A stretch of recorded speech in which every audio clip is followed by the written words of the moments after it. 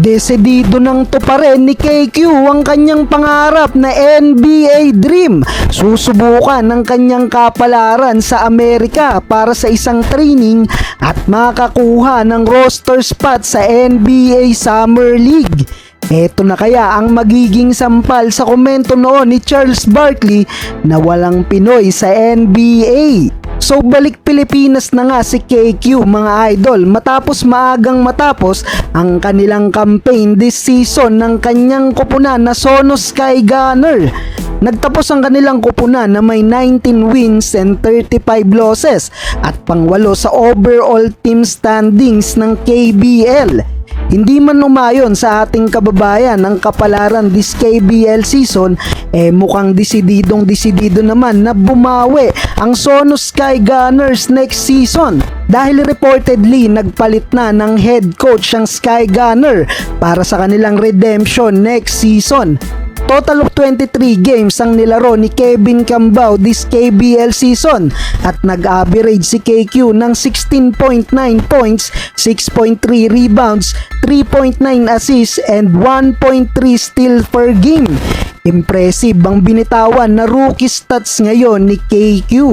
Nakabalik na ng Pilipinas si Kevin Cambao para pansamantalang manatili at magbakasyon.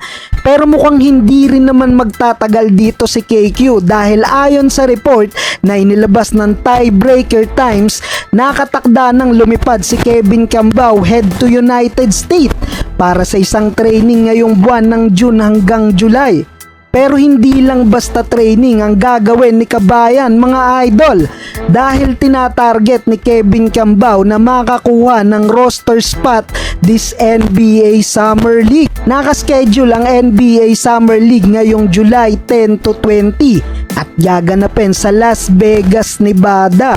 Isa pa sa good news kay KQ mga idol dahil suportado ng mismong Sonos Sky Gunner Management si KQ. Mismong Sono International President din na si Lee Kwang-soo ang sasama kay Kevin Cambao for stint sa US.